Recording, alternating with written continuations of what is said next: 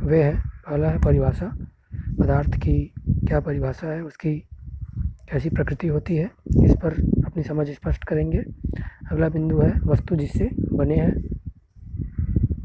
पदार्थ की अवस्था कि ठोस, द्रव, गैस जो पदार्थ की अवस्था होती है उनके क्या क्या गुण होते हैं, उस पर चर्चा करेंगे। और पदार्थों के गुण को हम और उदाहरणों के द्वारा स्पष्ट करेंगे, जिनमें है चालकता, चुंबकत्व, विसरण और अंत में घुलनशीलता। इन सभी बिंदुओं पर हम अपनी समझ स्पष्ट करेंगे। तो आइए आज की चर्चा शुरू करते हैं। परिभाषा, हम सभी जानते हैं कि विश्व की प्रत्येक वस्तुएं जिस सामग्री से बनी होती है या जिस मटेरियल से बनी होती है उसे पदार्थ या मैटर कहते हैं। और वस्तुएं जो कुछ स्थान घेरती है, अर्थात जिसका एक आयतन हो तथा उसका कुछ द्रव्यमान हो, पदार्थ कहलाता है। जैसे कि उदाहरण ले लें हम स्कूल का ही, स्कूल के अंतर्गत जो बेंच रहता है वह एक वस्तु है और वह किस पदार्थ से बना होता है। बेंच जो होता है लकड़ी से, लोहे से बना होता है, तो लकड़ी और लोहा क्या है, एक मैटर है, पदार्थ है, और बेंच एक वस्तु है। तो वस्तु क्या होता है, एक निश्चित स्थान घेरता है। तो हम जानते हैं कि बेंच अपना निश्चित स्थान घेरता है, उसका जो स्थान घेरता है वह उसका आयतन कहलाता है, और उसका एक भार होता है, वजन होता है, वह उसका द्रव्यमान होता है।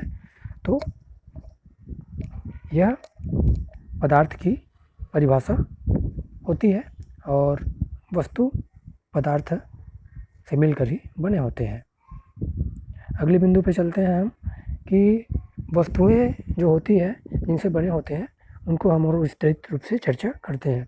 हम सभी जानते हैं कि कुर्सी जो बना होता है वह प्लास्टिक, लकड़ी या लोहे से मिलकर बना हो सकता है। यहाँ पे कुर्सी एक वस्तु है और प्लास्टिक, लकड़ी और लोहा आदि पदार्थ है। यह स्पष्ट है। वस्तुएं पदार्थ से बनी होती है, यह भी स्पष्ट है। साथ ही साथ एक ही वस्तुएं अलग अलग पदार्थ से बनी हो सकती है। जैसे हमने देखा कि कुर्सी जो होती है अलग अलग पदार्थ से बनी हो सकती है। कुर्सी एक वस्तु है और उसका प्लास्टिक, लकड़ी और लोहे से वह बना हो सकता है। आवश्यक नहीं है कि वस्तुएं एक ही पदार्थ से बनी हो, यह भी स्पष्ट है, अलग अलग पदार्थ होते हैं। और एक और उदाहरण है, जैसे कि घर बनाने के लिए हम अलग अलग पदार्थ जैसे सीमेंट, रेत, ईंट, लोहा आदि उपयोग करते हैं। अगले बिंदु पे हम चलते हैं चर्चा का। सारणी के द्वारा इसे समझ सकते हैं कि वस्तुएं अलग अलग हैं। सोडा वाटर, पेन, बस्ता, पुस्तक, हवा से भरा गुब्बारा और अन्य उदाहरण ले सकते हैं। और निर्माण में लगने वाले पदार्थ, जैसे सोडा वाटर एक वस्तु है तो उसके निर्माण में अलग अलग पदार्थ लगते हैं, जैसे नमक, शक्कर, कार्बन डाइऑक्साइड, पानी आदि।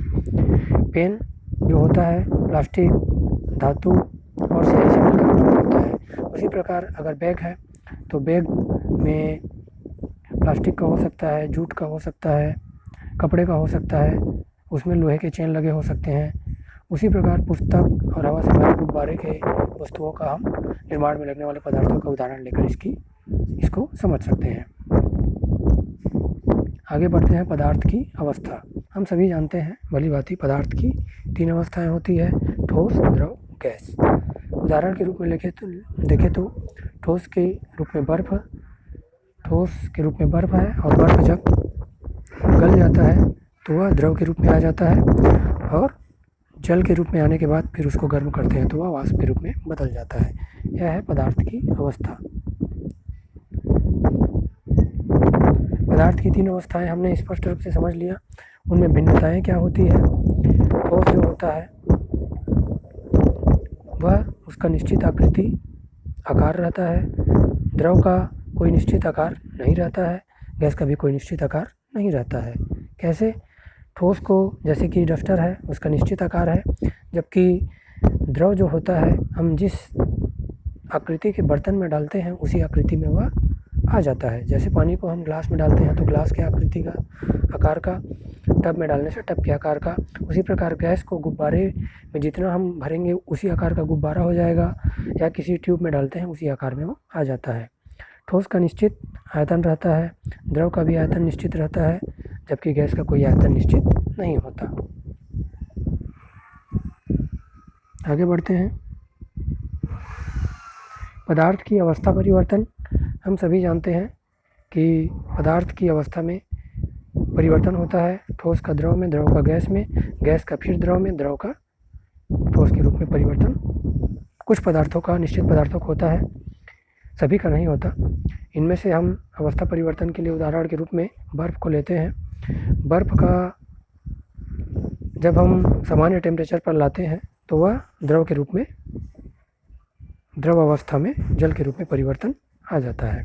द्रव को जब वापस हम गर्म करते हैं तो वह भाप के रूप में गैसीय अवस्था में आ जाता है। गैस ठंडा होने के बाद फिर वापस द्रव अवस्था में आ जाता है और द्रव फिर जब 0 डिग्री सेंटीग्रेड पर आने के बाद फिर वापस बर्फ़ के रूप में अवस्था में उसका परिवर्तन हो जाता है। तो यह है पदार्थों की अवस्था परिवर्तन। आगे बढ़ते हैं। पदार्थों के गुण में पहला है आकार। ठोस वस्तु का एक निश्चित आकार होता है, हमने देखा, परंतु द्रव और गैस उस बर्तन का आकार ले लेते हैं जिसमें उन्हें रखा जाता है। इसके लिए हम पानी को विभिन्न आकार के बर्तनों में रखकर दिखा सकते हैं, इसको हमने चर्चा किया था। इसी प्रकार गैस द्वारा बर्तनों का आकार लेने को दिखाने के लिए हम किसी बर्तन में धुआं भरकर दिखा सकते हैं या गुब्बारे का उदाहरण ले सकते हैं। भार के लिए अगला गुण है ठोस, द्रव, गैस तीनों का अपना निश्चित भार होता है। इसको समझने के लिए आगे बढ़ते हैं। स्थान घेरना। पदार्थ का स्थान घेरना। ठोस और द्रव द्वारा स्थान घेरना आसानी से दिखा सकते हैं, परंतु गैसों के स्थान दिखाने के लिए यहाँ एक प्रयोग द्वारा हम इसको समझ सकते हैं कि गुब्बारे में जब हम हवा भरते हैं तो वह निश्चित, जितना गुब्बारे में हवा भरता है वह उतना निश्चित आकृति का, आकार का फूलता है, तो यह स्थान घेरना उसका स्पष्ट हो जाता है। उसी प्रकार गुब्बारे का यह प्रयोग दिखाने के लिए उसमें भार होता है। 2 गुब्बारे लेकर हम एक गुब्बारे को फोड़ते हैं, हवा निकाल देते हैं, तो जिधर का गुब्बारा में हवा भरा रहता है वह एक तरफ झुक जाता है। इससे स्पष्ट होता है कि गैसों में भी निश्चित भार होता है या गैसों में भार होता है। आगे बढ़ते हैं। चालकता। एक बर्तन में अगर हम पानी लेकर उसमें एक स्टील की चम्मच और लकड़ी की छड़ डाल दें, पानी को गर्म करते हैं तो स्टील की चम्मच गर्म हो जाती है, परंतु लकड़ी की छड़ गर्म नहीं होती। ऐसा इसलिए है क्योंकि स्टील ऊष्मा की सुचालक है और लकड़ी जो है कुछ अलग होता है। हम सभी घरों में हमारे भोजन पकते हुए या पानी गर्म करते हुए देखा होगा, उसमें जब स्टील की चम्मच रखी होती है या लोहे का कढ़ाई रहता है या लोहे का तवा रहता है, उसको जब हम छूते हैं तो वह गर्म हो जाता है। क्यों होता है? क्योंकि वह लोहा, स्टील ऊष्मा के सुचालक होते हैं, उसमें ऊष्मा का प्रवाह होता है, जबकि लकड़ी का हैंडल जो रहता है उसमें ऊष्मा का प्रवाह नहीं होता। इसलिए जो लकड़ी के हैंडल के जो तवा रहते हैं या हमारे घर का जो आयरन रहता है, प्रेस रहता है, वह उसके हैंडल लकड़ी का रहता है या एबोनाइट का बना होता है। इसमें ऊष्मा का कुचालक होने के कारण और उसमें ऊष्मा का प्रवाह नहीं होता, इसीलिए यह होती है चालकता के गुण के कारण होता है। आगे बढ़ते हैं। उदाहरण के द्वारा इसको एक चित्र के द्वारा समझाया जा रहा है कि किस प्रकार से एक गर्म बर्तन में जब हम एक पेंसिल और एक प्लास्टिक का स्केल को डालते हैं और बाकी 2 पदार्थ लोहे के रहते हैं, तो जो लोहे के पदार्थ होते हैं वो गर्म हो जाते हैं, जबकि पेंसिल और प्लास्टिक का स्केल गर्म नहीं होता। वह पदार्थ की चालकता के गुण के कारण ही होता है। आगे बढ़ते हैं हम पदार्थों के गुण में। अगला गुण है चुंबकत्व। हम सभी जानते हैं कि चुंबक में किसी वस्तु को अपनी ओर आकर्षित करने का गुण होता है। तो अगर हमारे पास चुंबक नहीं है तो हम पुराने स्पीकर, मोबाइल या ईयरफोन या कोई ख़राब मोटर है तो उससे चुंबक निकाल सकते हैं। और चुंबक के नज़दीक जब हम कोई लोहा या लोहे से बनी वस्तु जैसे आलपिन या फिर लोहे से बनी वस्तु को ले जाते हैं तो वह उसमें चिपका हुआ दिखाई देता है, परंतु यह चुंबक का चुंबकत्व का गुण है। परंतु जब हम उसी चुंबक के समीप कोई प्लास्टिक, लकड़ी, रबर आदि की वस्तु को चुंबक के करीब ले जाते हैं तो वह उसमें नहीं चिपकता है। अर्थात इससे स्पष्ट होता है कि कुछ पदार्थों में यह चुंबकत्व का गुण उनकी प्रकृति पर निर्भर करता है कि अगर पदार्थ जो होते हैं वह किससे बने होते हैं। यह होता है चुंबकत्व का गुण। यहाँ पे चित्र के द्वारा दिखाया जा रहा है कि किस प्रकार से लोहे के बने होने के कारण यह सेफ्टी पिन आसानी से चुंबक में चिपक जाते हैं। आगे बढ़ते हैं हम चर्चा को। अगला बिंदु है विसरण। पदार्थ के गुण। द्रव और गैस विसरण करते हैं अर्थात एक दूसरे में फैल जाते हैं। एक गिलास पानी लेकर उसमें स्याही की एक बूंद हम डालते हैं तो देखते हैं कि स्याही का रंग धीरे धीरे पूरे पानी में फैल जाता है। यह विसरण के कारण ही होता है। इसी प्रकार हमने देखा होगा कि हम जब घरों में अगरबत्ती जलाते हैं तो अगरबत्ती जलाने से पूरे घरों में उसका सुगंध फैल जाता है। यह गैसों के विसरण के कारण ही होता है। गुण यह होता है पदार्थों का गुण विसरण, जो विभिन्न पदार्थों को विसरण के गुण के कारण उसको अगरबत्ती का सुगंध और उजाला के रूप में जब हम पानी में डालते हैं तो वह पूरे जिस पानी में फैलता है पूरी तरीके से फैल जाता है। इसे एक चित्र के द्वारा भी दिखाया जा रहा है कि हम एक गिलास पानी में जब स्याही की एक बूंद डालते हैं तो वह पूरे पानी में इस विसरण के गुण के कारण फैल जाता है। और अंतिम बिंदु है जो पदार्थ का गुण है वह है घुलनशीलता। हम सभी जानते हैं कि अलग अलग पदार्थ के अलग अलग गुण होते हैं।